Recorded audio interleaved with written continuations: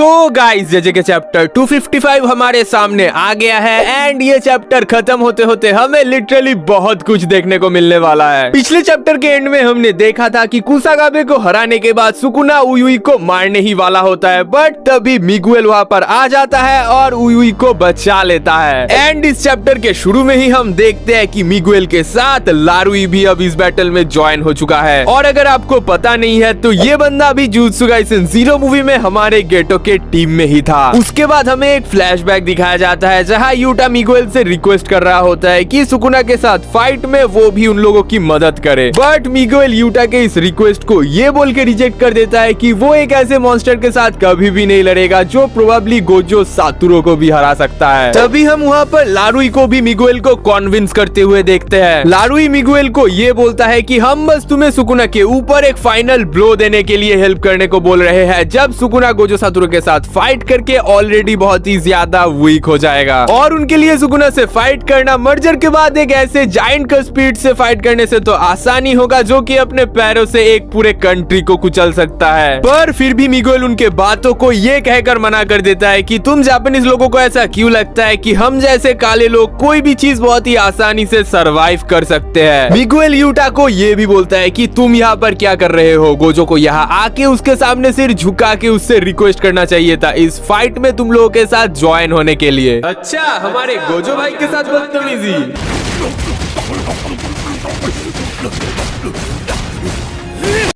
उसके बाद मिगुएल लारुई को ये बोलता है कि उसने ये सब इसीलिए किया था क्योंकि वो गेटो को फॉलो करना चाहता था। उसने यूटा को इसीलिए ट्रेन किया था क्योंकि हमारे गोजो ने उसको बचाया था, पर अब वो जापान से रिलेटेड किसी भी मैटर में इन्वॉल्व नहीं होना चाहता। पर लारुई मिगुएल को ये बोलता है कि उसे इस फाइट को इसीलिए ज्वाइन करना चाहिए ताकि इससे गेटो को हेवन में जाके पीस मिल सके। पर इसके रिप्लाई में मिगुएल बोलता है कि वो डेफिनेटली हेल में जाएगा। मतलब इतना भी सच नहीं बोलना था मिगुएल भाई। बट फाइनली हम देखते हैं कि मिगुएल उन लोगों के साथ सुकुना के अगेंस्ट में फाइट करने के लिए राजी हो जाता है, बट उसका एक कंडीशन होता है कि जब गोजो और यूटा दोनों सुकुना के साथ फाइट करके हार जाएंगे एंड सुकुना अपना डोमेन यूज नहीं कर पाएगा, तब मिगुएल सुकुना के अगेंस्ट में फाइट में उतरेगा। और इसके अलावा मिगुएल लारुई को भी इस बैटल में उसके साथ ज्वाइन होने के लिए बोलता है क्योंकि सुकुना के साथ इस फाइट में जितना ज्यादा लोग उसके साथ रहेंगे उतना ज्यादा अच्छा होगा। उसके बाद स्टोरी प्रेजेंट में आता है एंड मिगुएल और लारुई ये नोटिस करते हैं कि सुकुना अब उसका डोमेन यूज नहीं कर सकता और उसका रिवर्स कर्स टेक्निक भी बहुत ही ज्यादा वीक हो चुका है एंड उसका हार्ट भी अभी तक हील नहीं हो पाया है। तभी लारुई अपने कर्स टेक्निक को यूज करके सुकुना को पकड़ लेता है और उसे एक दीवार पर स्लैम करता है। सुकुना उनके ऊपर अपने स्लैशेस रिलीज करता है, बट मिगुएल उन स्लैशेस के बीच से जंप करके उनको बहुत ही आसानी से डॉच कर देता है। तभी नरेटर एक्सप्लेन करते हैं कि लारुई के कर्स टेक्निक का नाम है हार्ट कैच, जिससे वो एक इमेजिनरी हैंड क्रिएट करके उससे किसी भी ऑब्जेक्ट को होल्ड कर सकता है और अगर ये हैंड किसी तरीके से डिस्ट्रॉय भी हो जाए तो फिर से वो अपने आप को रिक्रिएट कर लेता है, बट उस डैमेज का 1/10 डायरेक्टली लारुई को जाके लगता है। सुकुना सोचता है कि लारुई का कर्स टेक्निक उतना ज्यादा मजेदार नहीं है, बट मिगुएल का कर्स टेक्निक बहुत ही ज्यादा इंटरेस्टिंग है एंड उसके कर्स टेक्निक का नाम है हकुना लाना। तो बेसिकली मिगुएल का जो कर्स टेक्निक है वो उसके बॉडी को एक ऐसा रिदम प्रोवाइड करता है जिससे वो किसी भी तरीके की कर्स अटैक को बहुत ही आसानी से डॉच कर सकता है एंड ऑल्सो उसके फिजिकल एबिलिटीज को भी बहुत ही ज्यादा एनहांस करता है। तभी फिर से हमें एक फ्लैशबैक दिखाया जाता है जहां गोजो यूटा को बोलता है कि मिगुएल की कर्स टेक्निक उसके खुद के और अपोनेंट के एबिलिटीज को बफ एंड डिबफ करता है किसी भी तरीके की डोमेन को यूज करे बिना ही। ये कर्स टेक्निक बहुत ही ज्यादा यूजफुल है बट उतना भी ज्यादा खतरनाक नहीं है, बट मिगुएल की फिजिकल एबिलिटीज बहुत ही ज्यादा खतरनाक है। 99% जुजुत्सु सॉर्सरर्स जो कि जापानीज है वो सब अपने कर्स एनर्जी को यूज करते हैं खुद के बॉडी को स्ट्रॉन्ग बनाने के लिए, बट मिगुएल का स्केलेटन स्ट्रक्चर और उसके मसल्स का पावर बहुत ही ज्यादा खतरनाक है बाकी सारे जापानीज सॉर्सरर्स के मुकाबले। पर मिगुएल गोजो के इस बात को रिफ्यूज करता है और बोलता है कि मैं काला हूँ इसलिए इतना पावरफुल नहीं हूँ। ऐसे बहुत सारे ब्लैक पीपल है जो उतना भी ज्यादा पावरफुल नहीं है। I am not special cause I am black, it's because I am me. And Gojo इसके रिप्लाई में मिगुएल को सॉरी बोलता है। गोजो भाई यहाँ थोड़ा रेसिस्ट हो रहे थे, शुक्र है वो मिगुएल को नीगा नहीं बोल दिए।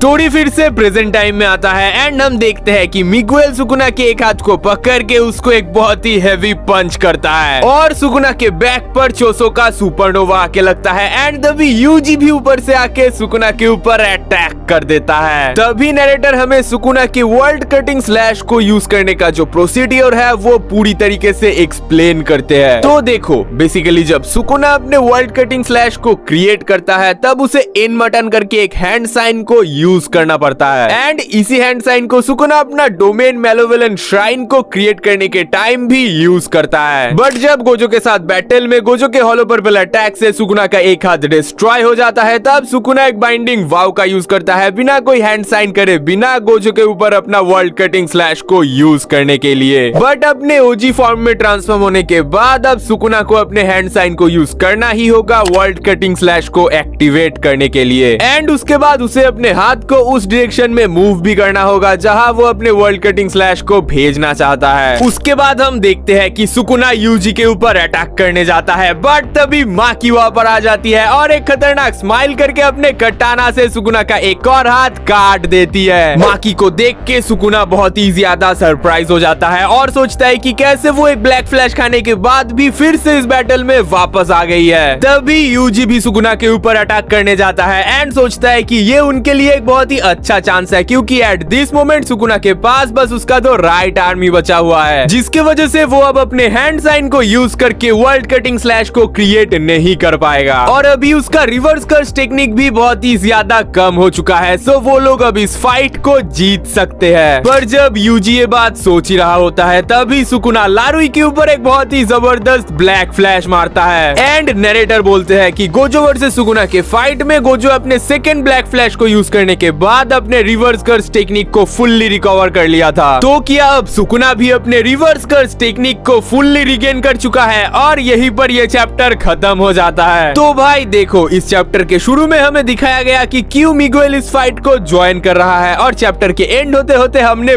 बहुत कुछ देख लिया और जैसे कि मैंने मेरे वीडियोस में पहले कहा ही था कि माकी बहुत ही जल्दी इस बैटल में फिर से वापस आने वाली है एंड इस चैप्टर में फाइनली हमारे माकी का एक बहुत ही खतरनाक तरीके से रिटर्न हो चुका है और सुकुना से एक ब्लैक फ्लैश खाने के बाद भी वो एकदम सही सलामत है और अपने फुल पोटेंशियल में फाइट कर रही है। दूसरी तरफ हमारा यूजी भी अपने आप को फुल्ली हील करके चोसो मिगुएल और माकी के साथ इस बैटल में ज्वाइन हो चुका है। तो क्या अब वो सारे एक साथ मिलके सुकुना के अगेंस्ट में कुछ कर पाएंगे या फिर सुकुना फिर से इन लोगों को अपने स्लैशेस से काटने वाला है क्योंकि पिछले सारे चैप्टर से तो बस यही हो रहा है और इस चैप्टर में गोजो ने मिगुएल को बहुत ही ज्यादा हाइप अप किया है। तो क्या वो सुकुना के अगेंस्ट में एक अच्छा फाइट दे पाएगा वो सब तो हम देखेंगे नेक्स्ट चैप्टर में एंड क्योंकि नेक्स्ट वीक कोई ब्रेक नहीं है इसलिए नेक्स्ट चैप्टर हमें 4 अप्रैल को देखने को मिलेगा। तो नेक्स्ट चैप्टर देखने के लिए चैनल को सब्सक्राइब करना और अगर ये वीडियो अच्छा लगा है तो इसे जरूर लाइक करके जाना। मैं मिलता हूँ आप सभी के साथ नेक्स्ट वीडियो में एंड तब तक के लिए इट्स योर जॉय